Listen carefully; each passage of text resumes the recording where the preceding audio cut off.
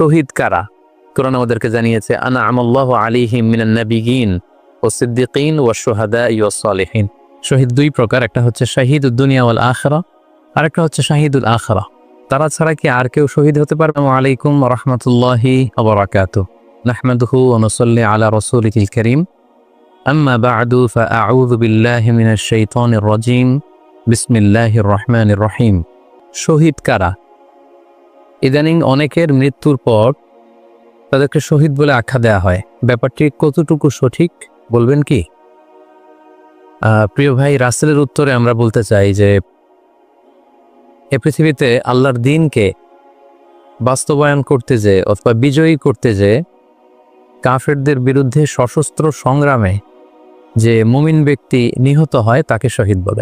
আমি আবারও বলছি, আল্লাহর জমিনে আল্লাহর দ্বীনকে বিজয়ী করতে যে কাফেরদের বিরুদ্ধে সশস্ত্র সংগ্রামে যে মুমিন ব্যক্তি নিহত হয় তাকে শহীদ বলা হয়।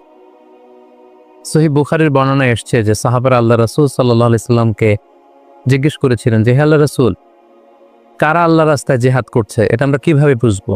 তার উত্তরে আল্লাহর হাবিব সাল্লাল্লাহু আলাইহি ওয়াসাল্লাম বলেছিলেন, মান কাতালা লিতাকুনা কালিমাতুল্লাহি হিয়াল উলিয়া ফাহুয়া ফি সাবিলিল্লাহ।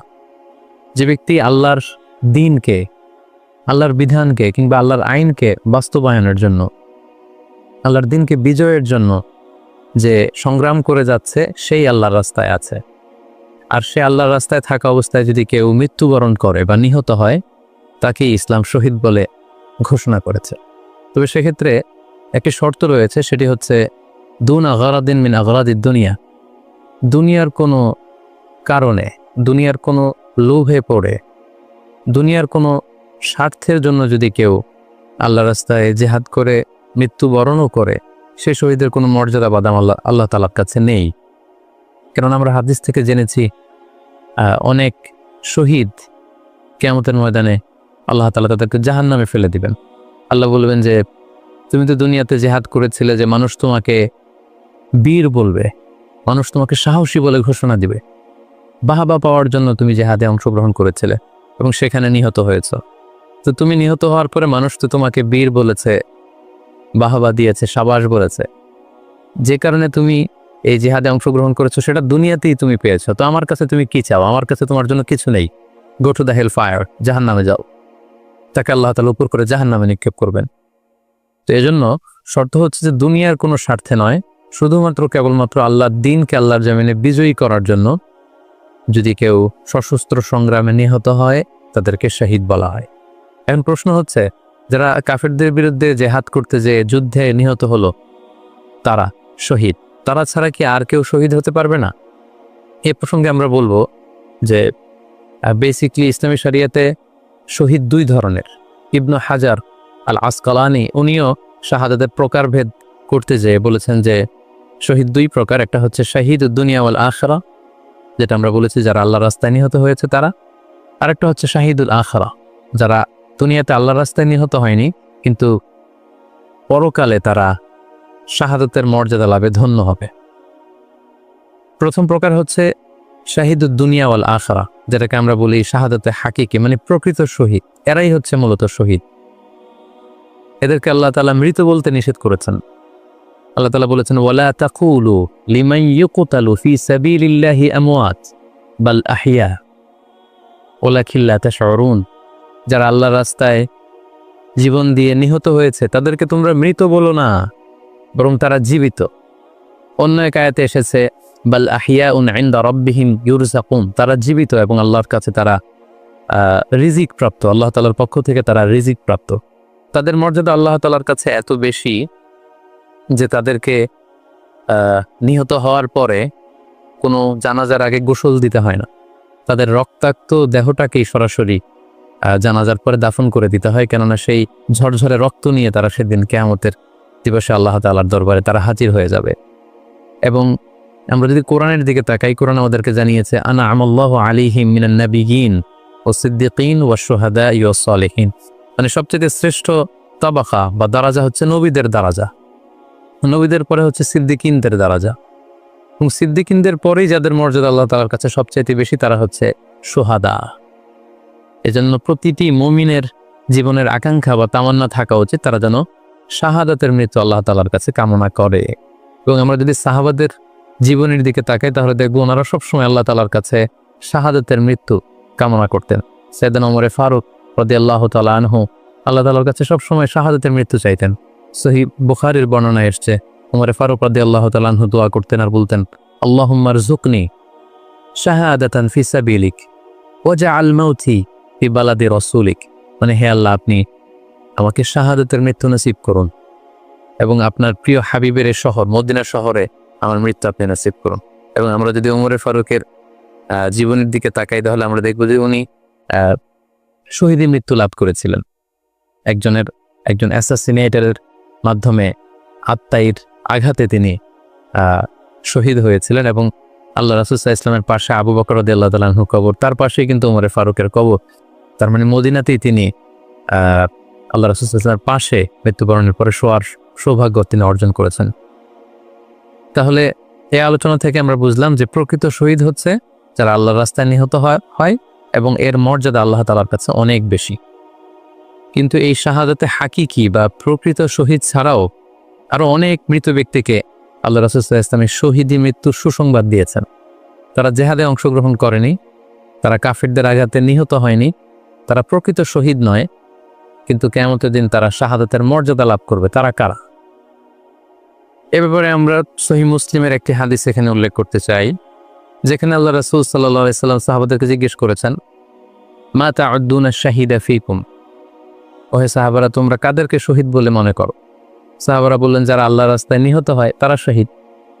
তখন আল্লাহ রাসূল সাল্লাল্লাহু আলাইহি ওয়াসাল্লাম বললেন, ইন্না শুহাদা উম্মতি ইদান লাকালিল, এরকম হলে তো আমার উম্মতের মধ্যে শহীদদের সংখ্যা একেবারে কম।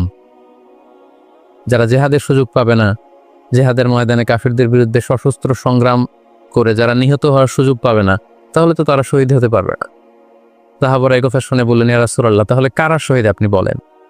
তখন আল্লাহ রাসূল সাল্লাল্লাহু আলাইহি ওয়াসাল্লাম বললেন যে যারা আল্লাহর রাস্তায় নিহত হয় তারা তো শহীদ বটেই, পাশাপাশি ওমান মাতা ফি তাউনি ফাহুয়া শাহীদ, মহামারীতে যারা মারা যায় তারাও কিন্তু শহীদ। প্লেগ রোগে বা মহামারীতে, এই যে করোনা ভাইরাসের সময় যারা ঈমানের সাথে ইন্তেকাল করেছে তাদেরকেও আল্লাহ তাআলা শাহাদাতের মর্যাদা দান করবেন। ওমান মাতা ফিল বাতনি ফাহুয়া শাহীদ, পেটের পীড়ায়, পেটের কোনো রোগে যদি কেউ আক্রান্ত হয়ে মারা যায় সে কিয়ামতের দিন শাহাদাতের মর্যাদা লাভ করবে। ওয়াল গরিকু শাহীদ, পানিতে ডুবে যদি কেউ মারা যায় সেও শাহীদ। এভাবে অন্যান্য আরো অনেক হাদিসে, কোনো হাদিসে 5 জন, কোনো হাদিসে 7 জন, কোনো হাদিসে আরো বেশি, এভাবে আরো অনেক ব্যক্তিকে আল্লাহ রাসূল সাল্লাল্লাহু আলাইহি ওয়াসাল্লাম শাহাদাতের মর্যাদা লাভে তারা কিয়ামতের দিন ধন্য হবে এই মর্মে তিনি আমাদেরকে জানিয়েছেন। সুনানে নাসাইর একটি বর্ণনা থেকে আমরা জানতে পারি আল্লাহর হাবিব সাল্লাল্লাহু আলাইহি ওয়াসাল্লাম বলেছেন, মান কুতিলা দুনা মাজলামাতিহি ফাহুয়া শাহীদ, অন্যায়ভাবে যদি কাউকে হত্যা করা হয়, হি ইজ ডিফেন্ডিং ইনজাস্টিস, অন্যায় প্রতিরোধে সে মারা গিয়েছে, এরকম মৃত্যুকেও তিনি শাহাদাতের মৃত্যু বলে ঘোষণা করেছেন। সুনানে তিরমিজির আরেকটি বর্ণনায় আল্লাহ রাসূল সাল্লাল্লাহু আলাইহি ওয়াসাল্লাম আরো কিছু ব্যক্তিকে শহীদ বলে ঘোষণা করেছেন। যেমন তিনি বলেছেন, মান কুতিলা দুনা দীনিহি ফাহুয়া শাহীদ, কেউ তার দ্বীনকে হেফাজত করতে যেয়ে যদি মৃত্যুবরণ করে সে শহীদ। ওমান কুতিলা দুনা দামিহি ফাহুয়া শাহীদ, এই যে রক্ত বাঁচাতে যেয়ে যদি কেউ মৃত্যুবরণ করে শহীদ, তার সম্পদ বাঁচাতে যেয়ে যদি মৃত্যুবরণ করে সে শহীদ, তার ফ্যামিলিকে সেভ করতে যেয়ে কেউ যদি মৃত্যুবরণ করে সেও শহীদ, তার সম্মান ইজ্জত তার স্ট্যাটাসকে বাঁচাতে যেয়ে যদি কেউ মৃত্যুবরণ করে সেও শহীদ। আরেক বর্ণনায় আমরা জানতে পারছি আল্লাহ সাল্লাল্লাহু আলাইহি ওয়াসাল্লাম বলেছেন, ওয়াসাহিবুল হাদমি ফাহুয়া শাহীদ, অর্থাৎ ধ্বংসস্তূপের নিচে চাপা পড়ে যদি কেউ মারা যায় বা কোনো দেয়ালের নিচে চাপা পড়ে যদি কেউ মারা যায় সে শহীদ।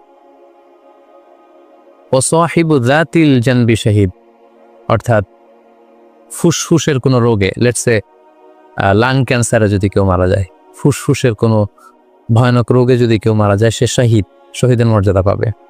আল হারিকু শাহীদ, আগুনে পড়ে যদি কেউ মারা যায় সেও শহীদ। ওয়াল মারআতু তামুতু বিজুমইন শাহীদ, বাচ্চা পেটে ধারণ করেছে, অর্থাৎ গর্ভবতী মা যদি এই প্রেগন্যান্সির কারণে কিংবা বেবি ডেলিভারি করতে যেয়ে যদি মারা যায় সেও কিন্তু শহীদদের কাতারে দাঁড়াবে। এভাবে আমরা বিভিন্ন হাদিসের আলোকে এবং আল্লাহ রাসূল সাল্লাল্লাহু আলাইহি ওয়াসাল্লামের সুসংবাদ বাণীর আলোকে আমরা বুঝতে পারি যে আল্লাহ রাস্তায় যারা জেহাদ করে আল্লাহর দিনকে বিজয়ী করতে যে মৃত্যুবরণ করেছে তারা হচ্ছে প্রকৃত শহীদ। তাদের মর্যাদা আল্লাহ তাআলার দরবারে অনেক অনেক বেশি। কিন্তু এই শহীদ ছাড়াও আরো অনেক ধরনের মৃত্যুকে আল্লাহর হাবিব সাল্লাল্লাহু আলাইহি ওয়াসাল্লাম শাহাদাতের মৃত্যুর সাথে ঘোষণা করেছেন। তো যারা জেহাদে মারা গেল তারাই শহীদ, বাকিদেরকে শহীদ বলা যাবে না, এই কথাটি ঠিক নয়।